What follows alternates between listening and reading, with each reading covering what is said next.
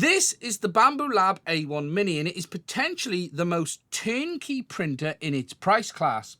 Bambulab are known for delivering high quality, fast printers that are very easy to use, and they've taken what they've learned from the P1 and the X1 series and delivered it in a platform that you will be able to get for under $300 on its own, and they've even made a model with an AMS which is available for under $460.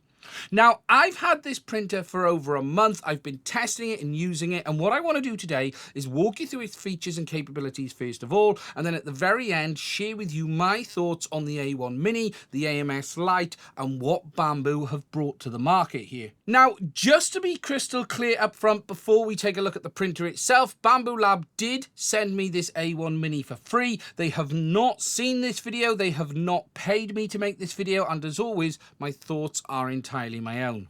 The Bambulab A1 Mini is their first true entry-level printer. Costing under $300 for the standalone model, it's designed for new users and people looking to get into 3D printing but not give up on some of the great features that the newer models have been bringing. Whilst it is cheaper than the larger models, it retains many of the great features that we've come to expect from Bambulab, including high-speed printing and great quality.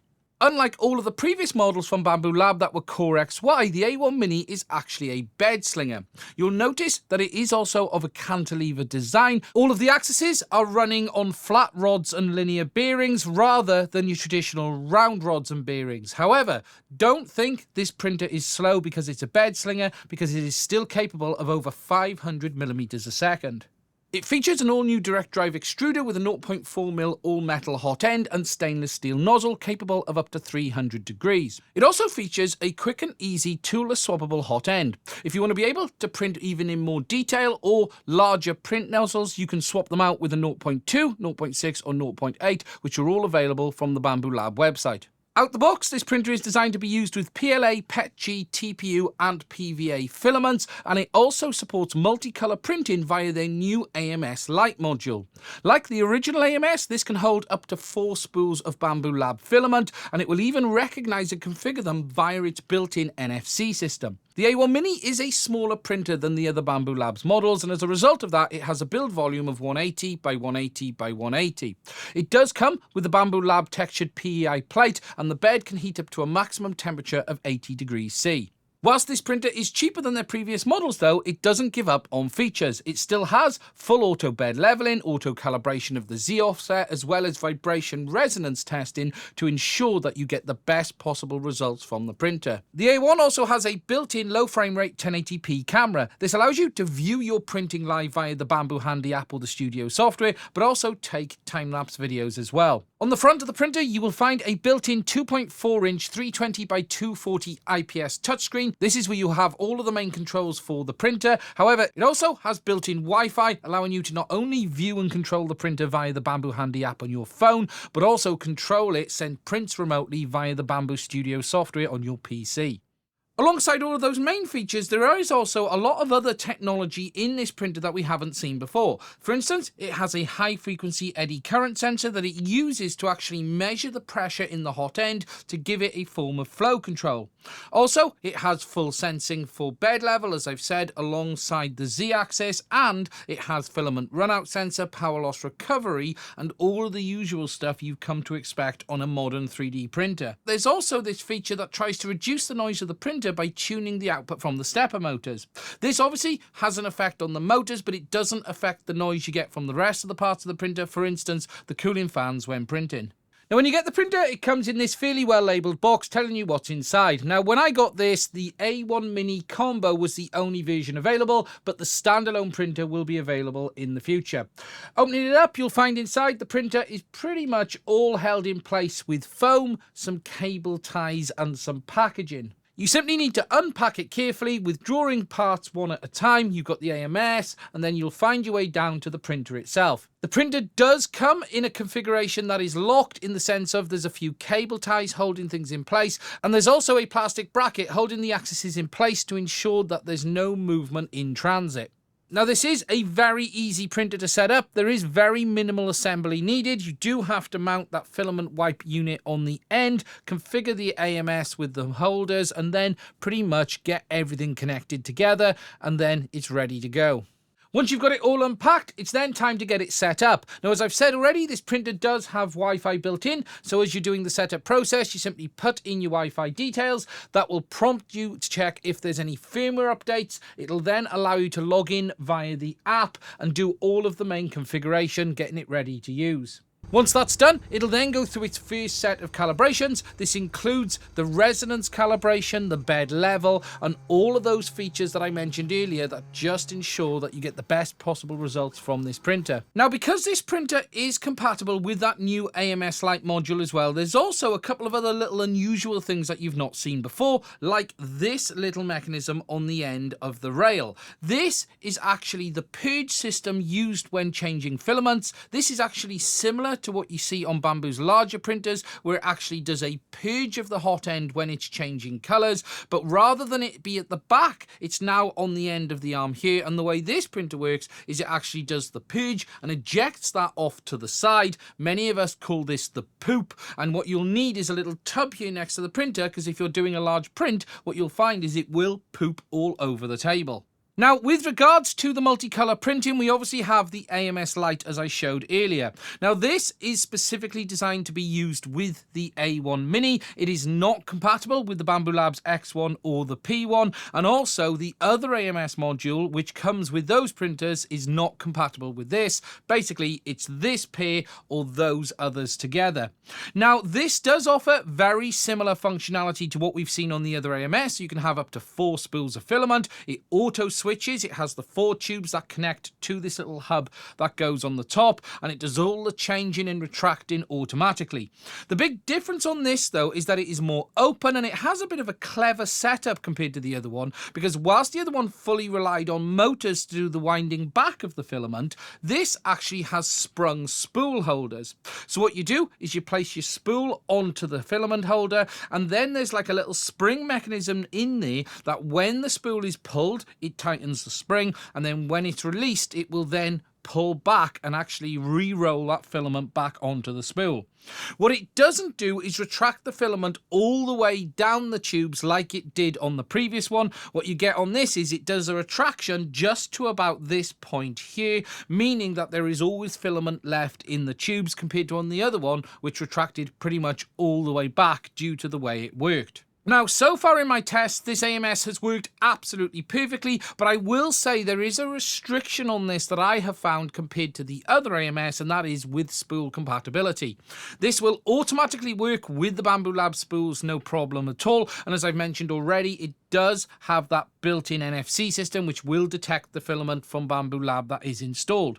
However, it isn't as compatible as the other AMS module with some other spools. For instance, I've got a Prusa spool here, and whilst it will go on, the spool center hole isn't quite large enough to go over the mechanism, and as a result, it won't actually fully fit, and it can actually fall off in print like I had happen last week. As a result of this AMS module is a little bit more temperamental on what filament spools you can use with it compared to the others.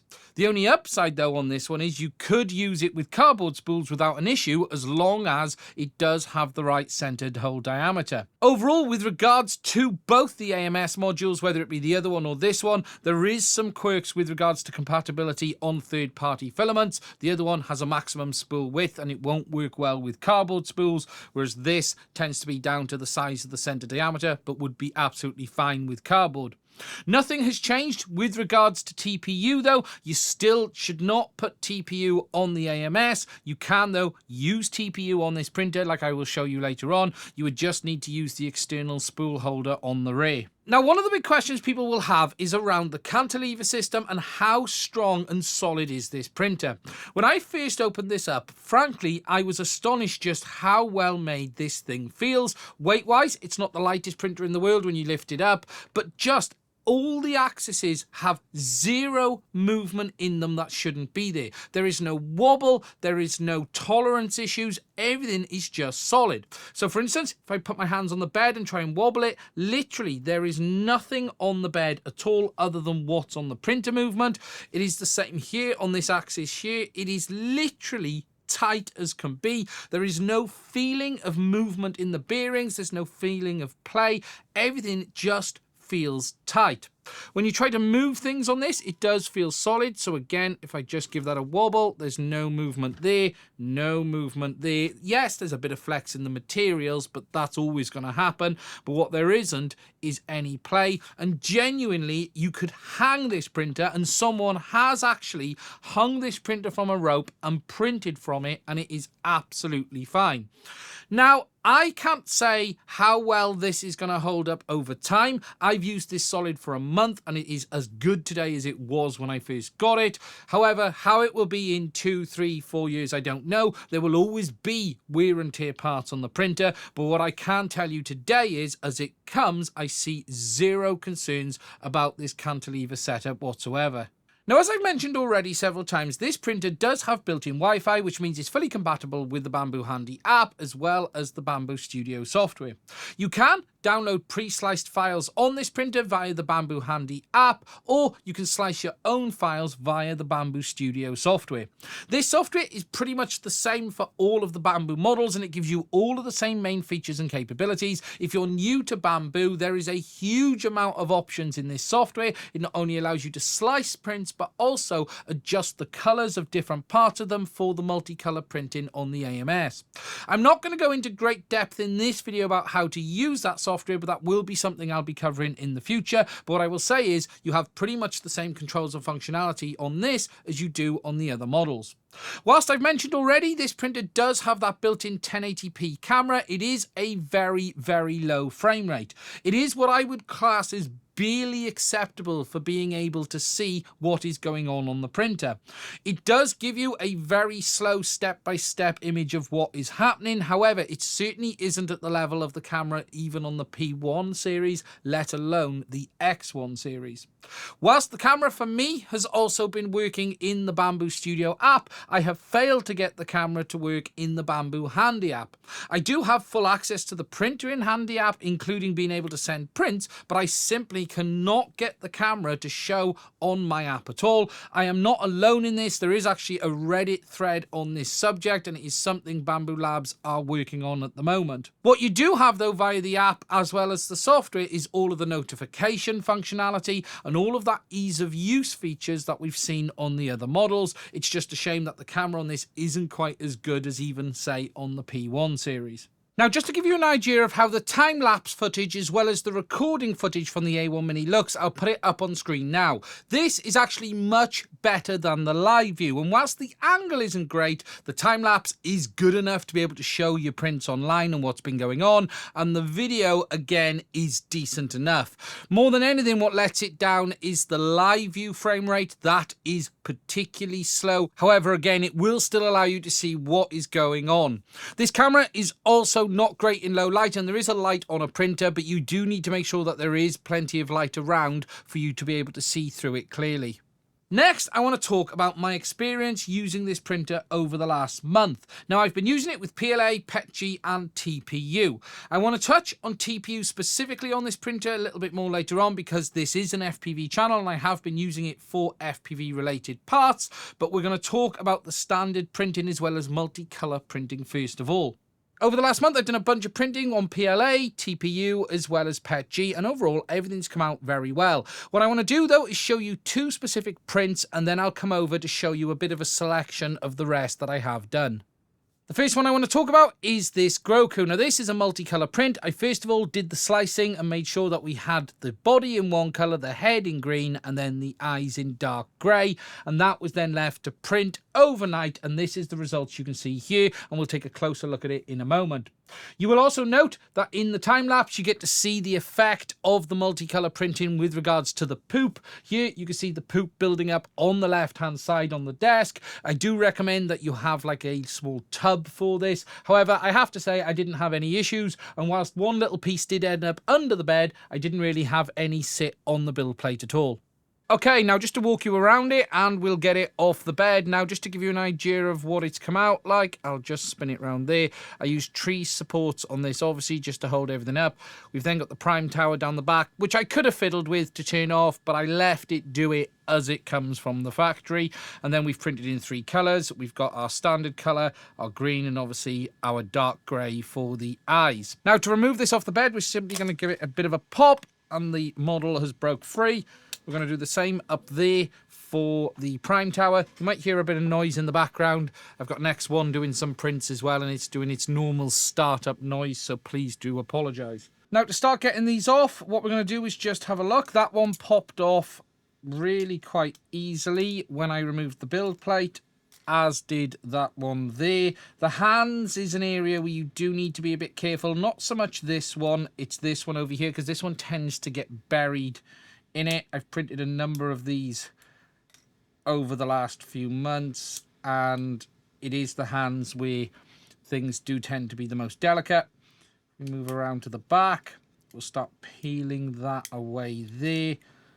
We'll do that in a couple of sections. Again, just being a bit careful around the ears. Using a snip tool like this can help. It just allows you to separate off things like that. So again, that's come nice and free. I am going to do this in multiple sections because I do know the hand here is a bit challenging. So get that off the ear. Peel that one up from under there. And then that just leaves our hand down here. Now, as I've said already, this is the one you need to be a bit careful on because it can break a finger. What I think I'm going to do is do this in sections and start cutting away at parts of it to try and release the hand.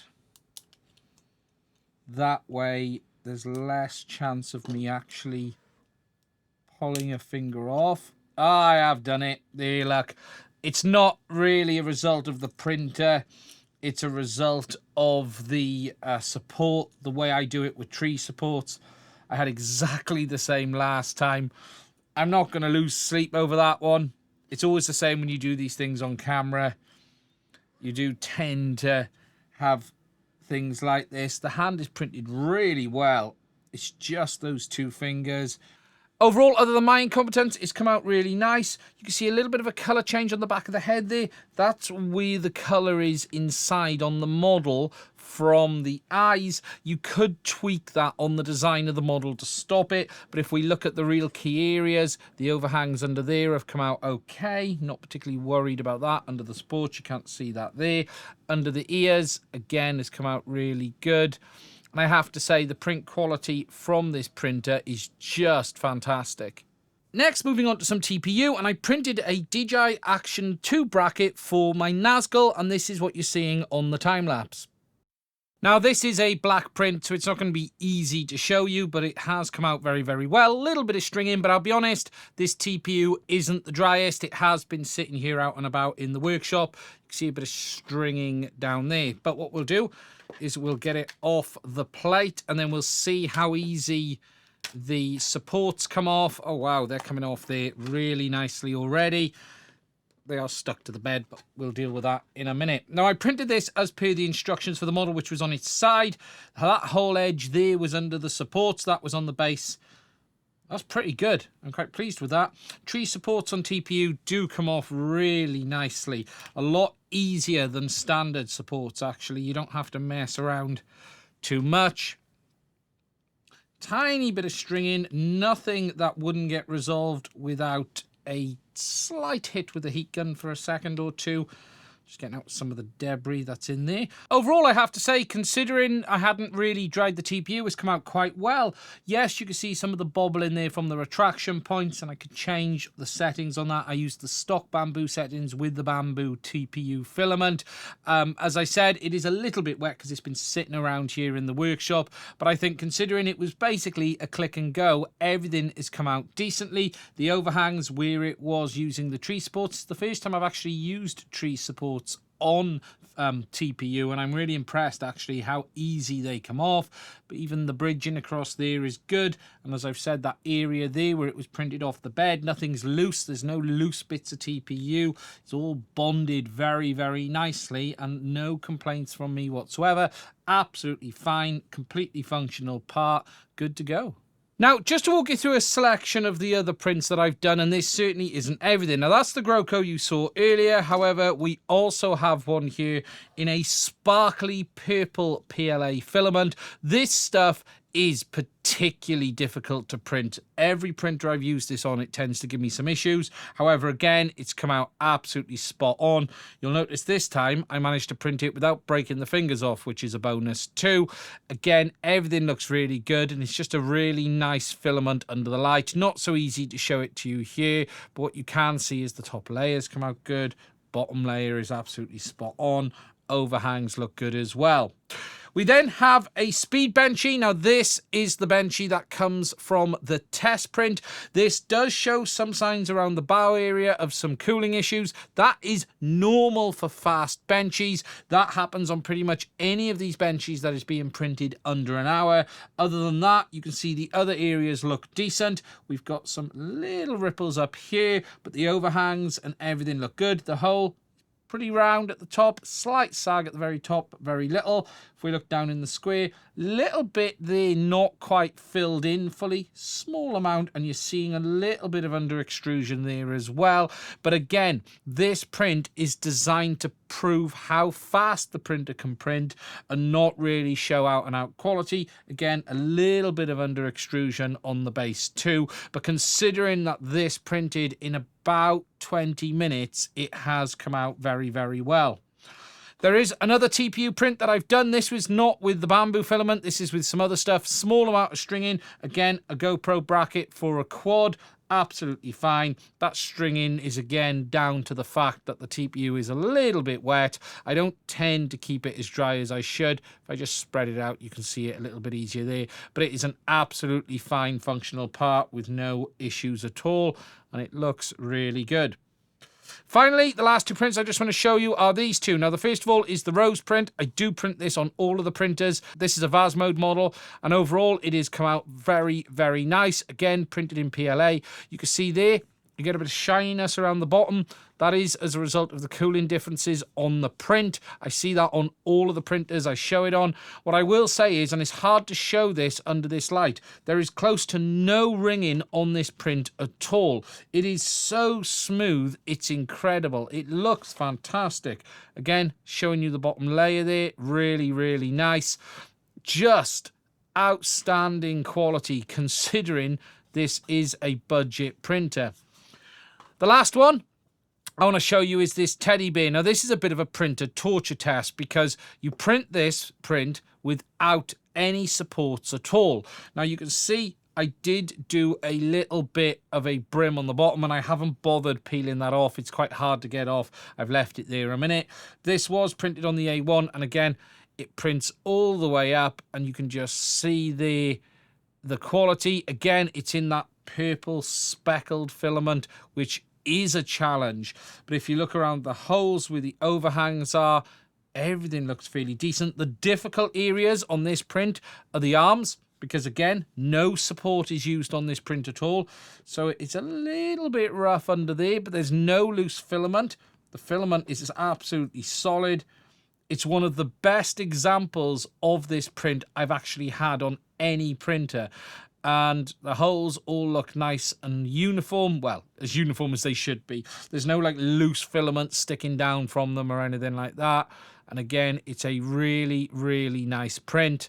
And it's come out absolutely spot on. Genuinely, from a print quality point of view, the A1 Mini is as good as any printer that I have used. It is right up there with the likes of the X1 Carbon and the P1S, and it's incredible to think that you're getting that level of quality out the box, turnkey, from Bambu, available for under $300 or $460 if you go for the AMS model. With regards to printing TPU for FPV folks and anyone who wants the flexibles, no issues at all. You can't do it in the AMS, as I said already. The printer is absolutely capable. So if you're looking to get yourself a turnkey out the box printer to be able to print your stuff for FPV, again, the A1 is going to deliver. Okay, so it's time for me to share with you my thoughts on the A1 Mini overall. Now, there's some good and bad here. What I will say is this: the printer is largely brilliant. However, it isn't perfect, but the things that aren't perfect about it, you can resolve externally. And what I mean by that is as follows. With regards to print quality, with regards to its use, how it works, it is brilliant. It is every bit as good as the P1 as well as the X1, apart from the fact it is smaller. The AMS for me is a bit clunky on this printer. You do have to have it right next to it on that side, and really it needs to be right next to it. There isn't really much length on the tubes, and I do think for a new user the AMS setup could be a little bit challenging until they get their head around it. It's not particularly difficult to use, but it just brings some additional challenges. What I think is, from a budget printer point of view, this is as good as it gets for the money, and they're delivering again what they do best, which is their turnkey out-the-box solution, but they're doing it here for under $300 on the standalone or $460 with the AMS. Whilst there is so much to like with regards to print quality and performance, there is one or two downsides with this printer, and the biggest being the webcam.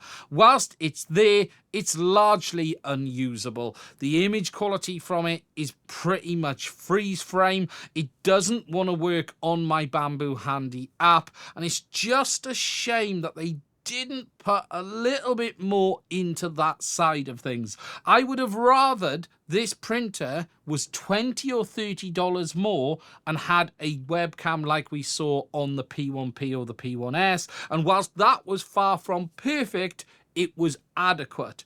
This I can't even call adequate. It is bare minimum, and really you're going to want an external camera solution if you do want to have a proper view over the prints.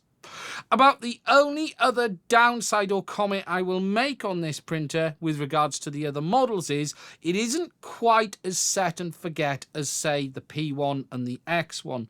Because of the slightly more elaborate setup, I have found that at times you just need to make sure everything is right in the first layer before walking away. There are times with the other two printers I have been more than happy to click print and walk out the room knowing that there wouldn't be an issue. Whereas with this, I have found the odd time that there is a bit of filament stuck on the bottom or something falls onto the bed in the purging process. It isn't common, but what I've found is you just need to make sure that the print has started successfully, and once it has, it's absolutely fine. About the only other comment I will make is with regards to spool compatibility on the AMS. It is a bit of a shame that things like some of the Prusa spools are not going to fit very well. If they'd have just made that mechanism a little bit smaller, it would have worked with a lot more spools in my opinion. And it just means if you're an AMS user, you're probably better sticking to the official Bambu filament. You can use third parties if the spools fit, but there is going to be some challenges around that if you are having issues getting them on. As I showed, I was able to get some spools on, but I did have one fall off in a print, which resulted in a failure. And as a result of that, you're probably going to be better sticking with Bambus.